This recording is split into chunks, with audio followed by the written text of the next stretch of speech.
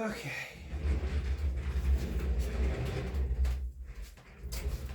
Hi. So, this week, nothing went according to plan. So, I have a very special guest, my blanket, which has a unicorn on it, because we're going to talk about unicorns today.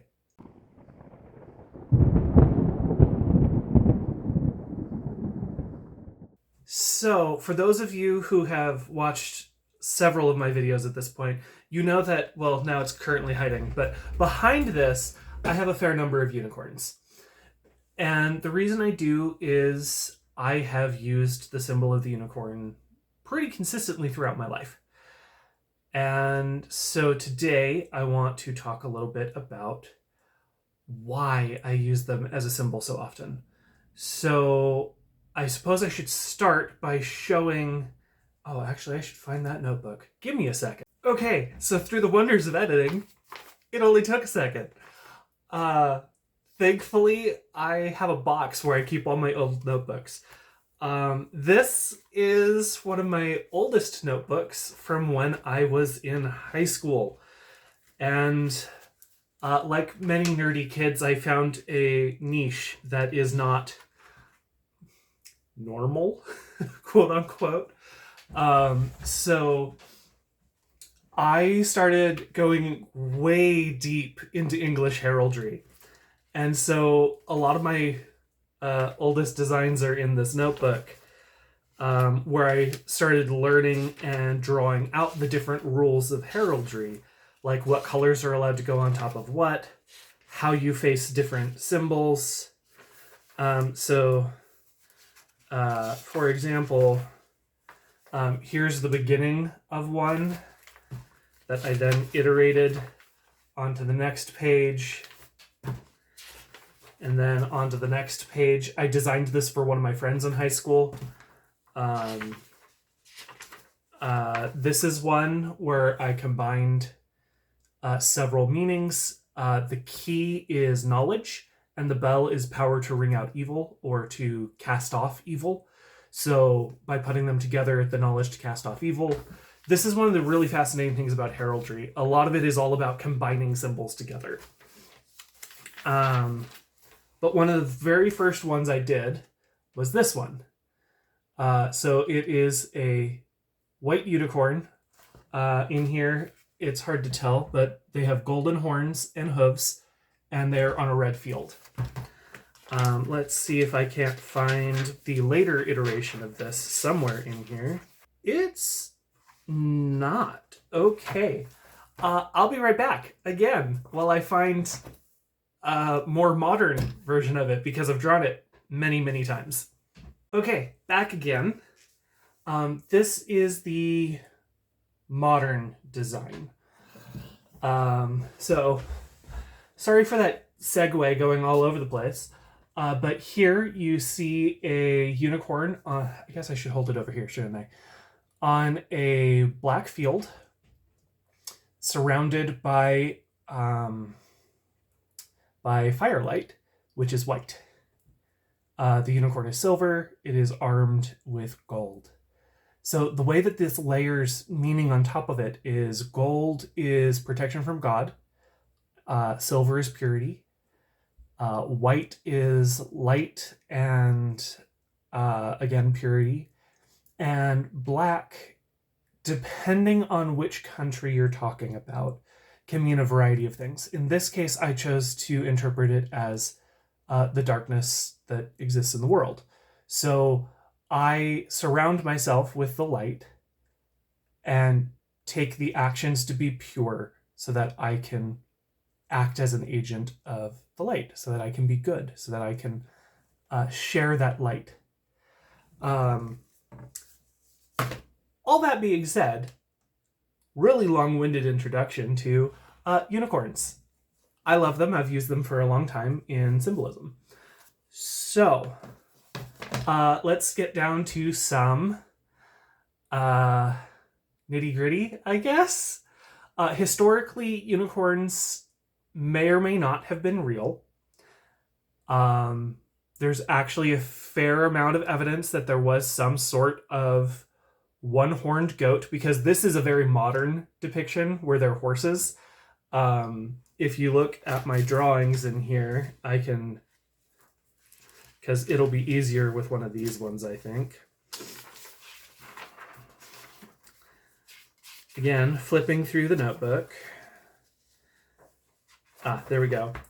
You'll see that they have a beard because they're a goat, and they have a tail that has a lot of, it's a longer tail with fluff, which is more reminiscent of a goat than a horse, where on the horse it has this kind of bushy and no beard. So there's a fair amount of evidence that they existed at one point, may have got extinct. Not necessarily a mystical being, but an actual animal that the stories were based on. And historically, there's actually a fair amount of discussion going back about 700, 800 years of unicorns and their mystical qualities. I am merely discussing them in the context of European folklore in this video, because while there are examples of unicorns across the world, they have cultural nuances that make them a different beast entirely. So, that being said, Europe. Unicorns are typically associated with the elements of earth, water, and light. Earth, because they are a terrestrial animal, they walk upon the ground. Water, because one of the most common abilities that's attributed to them is the ability to purify food and drink.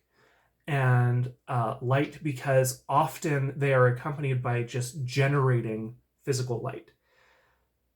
They are a symbol of purity. Typically, you have to be pure of heart in folklore to be able to even approach one. Otherwise, you are going to get a swift kick in the ass and probably be gored to death.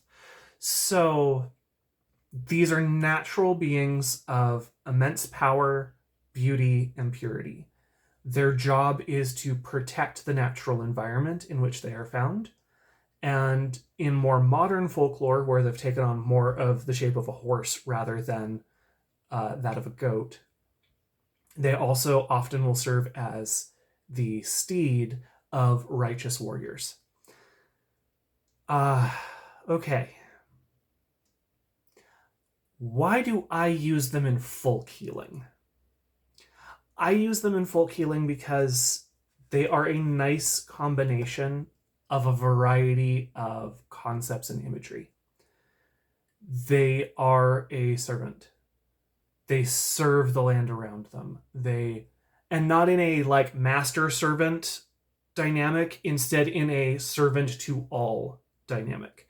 In a, I live to make life better for those around me.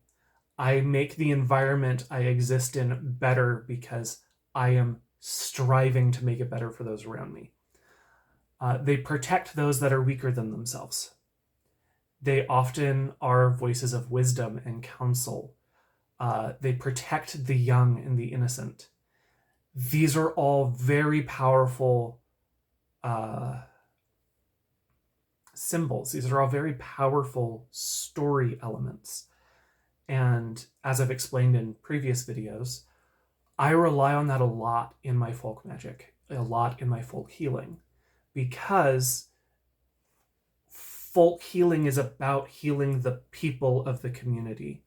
Community exists because they have a common history, they have a common story. And if we can tap into that, we can help more people. Also, I mean, the artwork is often just quite fabulous. All right, rambling. We're rambling. So historically, all sorts of animal parts were used to claim to be unicorn horn, because there was a common belief in the Middle Ages that if you powdered unicorn horn and put it in your drink, that it would neutralize any poison. A lot of narwhal horns got used this way.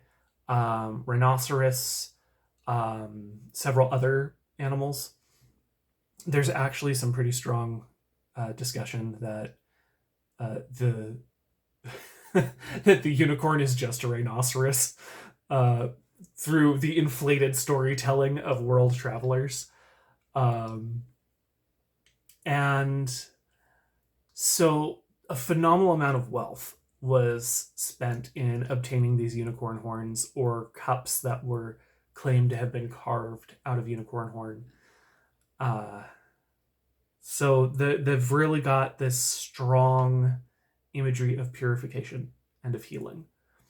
So much so that now they're almost synonymous. Additionally, there is one reference in the Bible to unicorns, and it's interesting to say the least, because they're mentioned in the same phrase as dragons, and it's essentially they both mocked Noah, so they didn't get on the ark, and that's why they aren't around anymore. Take that as you will.